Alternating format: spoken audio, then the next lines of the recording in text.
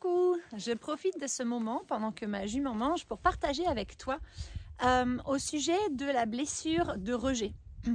La blessure de rejet, c'est une blessure fondamentale de l'âme que l'on manifeste en nous pour la première fois, qui s'éveille en nous en fait pour la première fois entre le moment de notre conception et nos 1 an. En fait, c'est quoi le rejet? C'est quoi se sentir rejeté? En fait, c'est ne pas se sentir aimé et accepté tel que l'on est dans toute notre entièreté. Avoir l'impression qu'on ne nous aime pas, qu'on ne nous accepte pas et donc qu'on n'est pas le bienvenu. C'est ne pas se sentir désiré. Ne pas se sentir vraiment le bienvenu, soit dans la famille, soit dans un groupe, soit dans une situation ou dans la vie, tout simplement.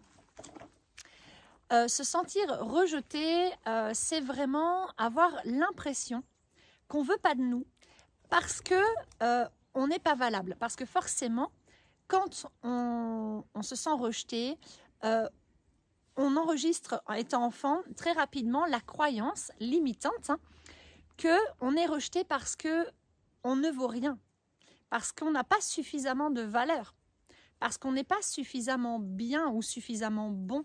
On n'est pas à la hauteur, en fait, de l'amour et de l'acceptation des autres ou de l'autre.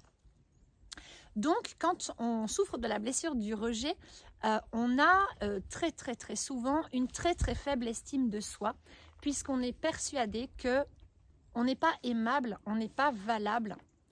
On ne mérite pas, en fait, d'être aimé ou d'être accepté, d'être désiré, d'être voulu.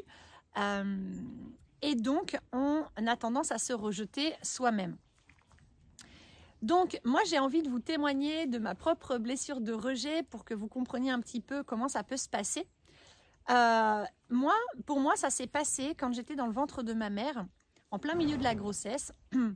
Mon père l'a quittée et l'a rejetée. Donc, ma mère s'est sentie rejetée pendant qu'elle me portait dans son ventre. Et en plus, mon père a eu un comportement avec elle vraiment très dur, j'ai envie de dire. En fait, ça a été un véritable salaud avec elle. Il lui a dit des choses très blessantes qui ont fait beaucoup souffrir ma mère. Ma mère, je le comprends aujourd'hui, devait être à l'époque en hyper attachement à mon père, ou en tout cas, elle l'avait un peu mis sur un piédestal et elle tenait énormément à cette relation. Donc, elle est tombée vraiment des nues. C'est passé de... en fait, lui, il est passé de « oui, je t'adore, je veux faire ma vie avec toi, faisons un enfant, on le fait par amour et tout », parce que ma conception a vraiment été faite dans l'amour de l'un pour l'autre. Mais ensuite, je le comprends qu'aujourd'hui, mais mon père a eu très peur. C'est venu toucher sa peur fondamentale à lui, et donc il a tellement eu peur de s'engager auprès de ma mère et de concrétiser cet engagement, il s'est tellement lui pas senti à la hauteur qu'il a préféré rejeter ma mère alors qu'elle était enceinte de moi. Bon, depuis tout le monde a cheminé, mais c'est comme ça.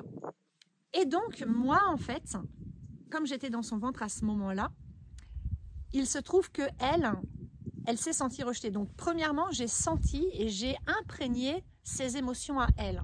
Ce qui lui appartenait à elle, j'en ai fait un peu mes émotions. Parce que c'est comme ça, quand on est bébé ou dans le ventre de notre mère, et même après enfant, on est imprégné par tout ce qui se passe dans l'énergie, les vibrations, donc l'aura des gens qui nous sont proches. Et donc, en premier, nos parents, puis nos frères et sœurs, puis nos grands-parents, etc. Et donc, premièrement, j'ai imprégné en moi cette sensation de rejet, cette souffrance liée à ce rejet. Et donc, cette dévalorisation que ma mère a dû aussi avoir envers elle, j'ai ressenti tout ça et je m'en suis imprégnée comme étant une réalité de la vie, en fait. J'ai commencé à apprendre émotionnellement sur ces bases-là. Et puis, comme ma mère s'est sentie fort rejetée, qu'elle a donc tout son monde s'écroulé alors qu'elle était enceinte de moi, bon, vous imaginez le bouleversement et la souffrance qu'elle a dû traverser. Oui, alors ma jument en boîte, c'est normal, c'est une jument âgée voilà, qui a de l'arthrite très fort. Mais vous inquiétez pas, elle est soignée, on l'adorlote. Bon, c'est la vie, c'est comme ça. Et donc, vu que ma mère s'est sentie elle-même rejetée, vu que ma mère a traversé cette grande souffrance, en fait, elle était totalement perdue et d'un coup, elle n'a plus voulu être enceinte. Donc, elle a rejeté le fait de porter en elle un enfant. Alors, ce n'était pas personnel, ce n'était pas moi personnellement qu'elle rejetait, c'était la situation. C'était être enceinte, porter un enfant, devenir maman, célibataire, seule, alors que ce n'était pas du tout ce qu'elle avait prévu, ce qu'elle avait imaginé ou ce qu'elle avait souhaité. Donc, elle a rejeté le fait d'être enceinte. Sauf que pour un bébé dans le ventre d'une maman, qui n'a pas le raisonnement, qui ne peut pas encore réfléchir et comprendre les choses, le pourquoi du comment, eh bien, c'est comme si on était vraiment rejeté. C'est-à-dire que moi, dans le ventre de ma mère, j'ai senti que j'étais rejetée, qu'elle ne voulait plus de moi. Voilà. Et j'ai commencé à me faire toute discrète et toute petite pour qu'à ma naissance, surtout, et puis toute mon enfance, hein, ça a continué comme ça. Il fallait que je sois parfaite, que je ne dise rien, que je sois toujours hyper sage, hyper calme, adorable, gentille, tout ça. Pour justement ne pas la déranger, me faire toute petite pour être sûre que je vais survivre dans ce monde. Voilà, pour être sûre qu'elle saura m'accepter et m'aimer le minimum vital pour assurer ma survie. Voilà. Et alors, il faut savoir que j'ai appris cet événement, hein, ma mère me l'a confié seulement quand j'avais 27 ou 28 ans. Quand j'ai fait pour la première fois des attaques de panique très violentes et que ça a entraîné chez moi une énorme dépression avec énormément de souffrance émotionnelle dont je ne connaissais pas du tout la cause, dont je prenais conscience d'ailleurs parce qu'à l'époque je pensais que moi tout allait bien, j'avais peur de rien, etc. Et puis à l'époque j'avais vécu plusieurs situations de séparation d'affilée, notamment avec la jument que vous voyez derrière, la source, puis avec mon compagnon de l'époque, alors qu'on était très très amoureux l'un de l'autre, on s'est séparés pour les raisons qu'on avait à l'époque, et puis j'avais vécu aussi une fausse couche prématurée. Et donc tous ces événements de séparation en fait ont réveillé en moi cette blessure de rejet, parce que dans le rejet il y a séparation. Quand on est rejeté, quand on est bébé et qu'on est rejeté par son parent, et encore plus par sa mère, parce que la mère, c'est elle qui nourrit, c'est d'elle dont dépend le bébé, naturellement, intrinsèquement et instinctivement, l'enfant, il a besoin de sa mère pour être nourri, pour être aimé, réconforté, porté, lavé, changé, mis au chaud, mis au frais, etc. en fait. Donc, instinctivement, quand notre mère nous rejette, il y a séparation.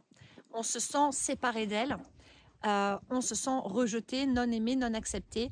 Et on a extrêmement peur en fait d'être séparé d'elle. Et donc on fait tout pour qu'elle nous accepte et pour qu'elle reste près de nous. Voilà, on est vraiment prêt à tout. Et ces comportements peuvent durer toute une vie. J'en suis la preuve incarnée. Et je vois cette réalité chez beaucoup de personnes que j'accompagne depuis 5 ans. Alors pourquoi je vous parle de la blessure du rejet aujourd'hui? Parce qu'en fait, cette blessure de rejet, si elle n'est pas conscientisée, acceptée entièrement et libérée en nous, qu'on n'arrive pas à faire la paix avec elle et à vivre en harmonie avec elle, elle impacte notre quotidien dans notre vie d'adulte et elle peut nous impacter toute notre vie, mais de façon non bénéfique pour nous. Puisqu'en fait, elle va faire que pour ne pas nous sentir rejetés, alors on va adopter des comportements d'adaptation, on va s'adapter en permanence aux autres. Et donc, en s'adaptant, qu'est-ce qu'on fait? On se détourne de notre vraie nature, on se détourne de qui on est véritablement, de notre âme, de notre authenticité, donc de nos rêves, de notre raison d'être et de tout ce qui fait qu'on est cette personne merveilleuse qui est venu s'incarner sur cette terre pour offrir sa contribution unique au monde, en fait. Et donc, on s'éloigne de soi. Et quand on s'éloigne de soi, qu'est-ce qui se passe? Eh bien, ça n'engendre que des situations complexes, des souffrances émotionnelles, des inconforts, des maux physiques ou voire des maladies, de la dépression, du burn-out, de la dissociation et tant d'autres choses encore. Mais en fait, il faut comprendre que quand on a souffert de rejet et qu'on porte en soi une blessure de rejet, elle va s'activer de plus en plus fort à chaque fois qu'on va vivre une situation dans laquelle on se sent rejeté par quelqu'un et surtout par quelqu'un qu'on aime. Et en fait, il faut comprendre aussi que quand on porte en soi la blessure de rejet, tant qu'elle n'est pas guérie, on va avoir aussi tendance à rejeter les autres, les situations, les choses, quand ça ne correspond pas à ce qu'on a envie de vivre, quand ça nous déplaît en fait, et qu'on ne supporte pas, ou qu'on n'arrive pas à s'y faire. D'accord? Donc on va avoir tendance à rejeter les gens qu'on aime, dès qu'ils vont nous montrer une part d'eux qu'on n'accepte pas chez eux. Parce que rejeter, ça veut dire ne pas accepter l'autre comme il est. Rejeter, c'est ne pas aimer l'autre comme il est vraiment. Et donc, on va aimer certaines parts de l'autre. Donc, quand il nous montre ces parts-là, on est dans l'amour pour lui, on se sent bien, on l'accepte. Donc, on l'accueille, on est là pour lui.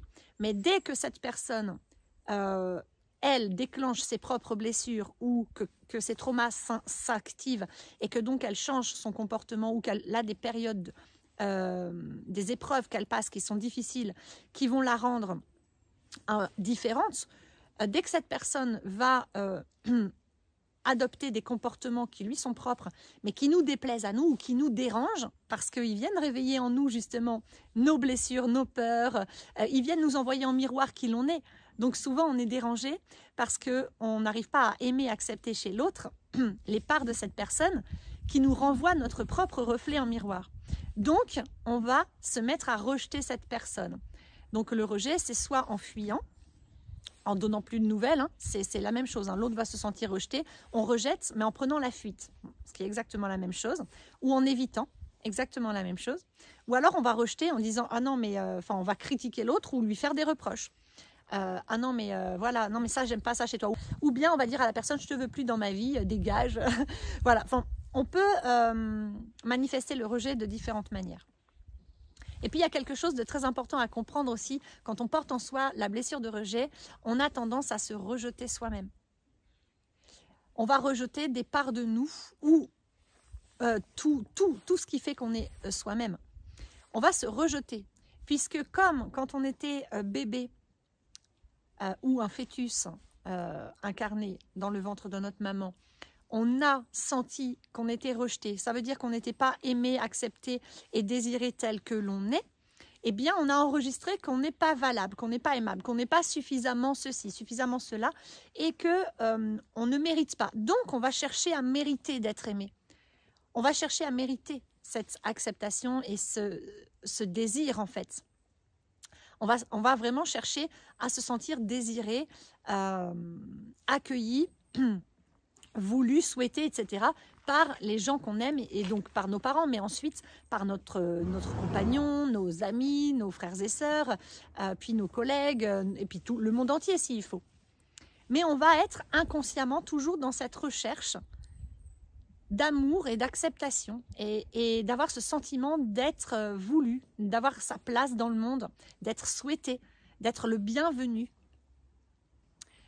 Et donc pour ça, on va rejeter soi-même les parts de nous qu'on aura appris durant notre enfance à rejeter, puisque cette sensation de rejet, elle va continuer. À chaque fois que quelqu'un va nous dire « Ah, mais quand tu fais ça, c'est pas bien » ou « Mais pourquoi tu es tout le temps aussi sensible mais tu es sûr que ça te va ?» ou « Ah, mais tu sais que ça, voilà, ah, t'es moche comme ça » ou vous voyez, t'es trop grosse, ou t'es trop maigre, ou t'es pas assez ceci, ou t'es trop sensible, t'es trop chochotte, n'importe quoi, tu fabules, mais ça tu peux pas le savoir, t'es trop jeune. Enfin, tout en fait ce qu'on va nous reprocher, tout ce que notre famille proche, puis ensuite nos professeurs et tout ça vont nous reprocher. En fait, c'est une forme de rejet, les reproches. Donc, on va enregistrer tous ces rejets venant de l'extérieur comme étant une vérité intérieure que ces parts de nous dérangent les autres. Donc, elles ne sont pas bienvenues. Donc, elles ne sont pas souhaitables. Donc, elles nous empêchent de connecter à l'amour, à l'acceptation et au sentiment d'être vraiment désiré, bienvenu et à sa place dans ce monde et de mériter, de valoir la peine d'être aimé. Donc, on va se mettre à rejeter peu à peu ces parts de nous et puis on va grandir avec ça et on va se rejeter de plus en plus. Et quand on se rejette, qu'est-ce qu'on fait simultanément? On s'adapte, c'est-à-dire qu'on rejette qui on est vraiment. On rejette nos sentiments, nos émotions, nos besoins, nos comportements innés, notre spontanéité, nos désirs, nos rêves, nos envies, simplement, nos élans. On rejette vraiment tout ce qu'on porte en nous, qui vient de nous, de notre source, qu'on est venu, en fait, qui viennent de notre âme et qu'on est venu apporter au monde. Donc, en fait, on rejette ce qu'il y a de plus précieux en nous, sans nous en rendre compte, pour s'adapter. Et s'adapter, c'est quoi? C'est je change mon attitude, je change ma façon de penser, j'adapte mes croyances. En fait, je transforme qui je suis en quelqu'un que je ne suis pas. Et donc, c'est là que se crée la personnalité. On se met à porter un masque ou à se raconter une histoire dans laquelle on joue un rôle qu'on connaît par cœur et qu'on maîtrise à la perfection. Jusqu'à se persuader soi-même qu'on est cette personne construite, qu'on est cette personne dont on joue le rôle. Donc là, il y a dissociation. On se dissocie de soi-même. Dans la blessure de rejet, mais dans beaucoup d'autres blessures.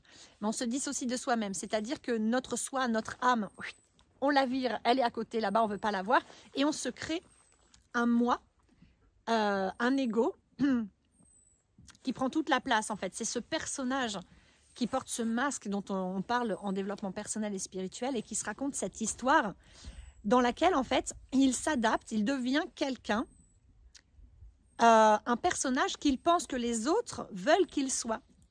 Et il va donc incarner ce personnage dans son quotidien, dans son intériorité, dans ses pensées, dans tous ses élans de vie, dans ses choix, dans ce qu'il va dire, ce qu'il va faire, la direction qu'il va prendre dans sa vie, les gens qu'il va fréquenter, tout va être influencé par cette blessure de rejet à la base.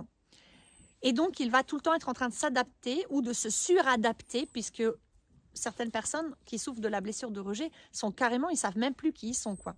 Parce qu'ils sont tout le temps en train de s'adapter aux gens qu'ils fréquentent. Et en fait, ils ne se rendent pas compte qu'ils ne sont pas connectés à ce qu'ils ont à l'intérieur d'eux-mêmes, à leur source, à leurs propres émotions, à leurs propres besoins et envies et rêves et aspirations à eux. Non, ils sont influencés tout le temps, en permanence par les gens qu'ils fréquentent, donc les proches d'abord, puis les moins proches, mais surtout les proches, cercle amical et familial et amoureux. Et il va tout le temps s'auto-persuader lui-même, pour s'adapter, s'auto-persuader que ce que aime l'autre, il l'aime, ce que l'autre veut faire, il a envie de le faire, comment l'autre conçoit la vie, eh ben, il la conçoit de la même manière. Ce que l'autre n'aime pas, il ne l'aime pas. Les gens que l'autre n'aime pas, il ne les aime pas. Il va se mettre à devenir, en quelque sorte, ce que ses proches sont. Alors, ça complique tout parce que ses proches eux-mêmes ne sont pas équilibrés, puisque sinon, ils ne viendraient pas à lui. Et donc, en fait, on est tous un petit peu entremêlés, en train de s'adapter les uns aux autres, de se rejeter, de s'abandonner, de se trahir, de se mentir à soi-même. Parce que en se rejetant soi-même, on se trahit. Voilà, on trahit notre âme, on trahit notre vraie nature. Donc toutes les blessures sont un peu imbriquées les unes dans les autres.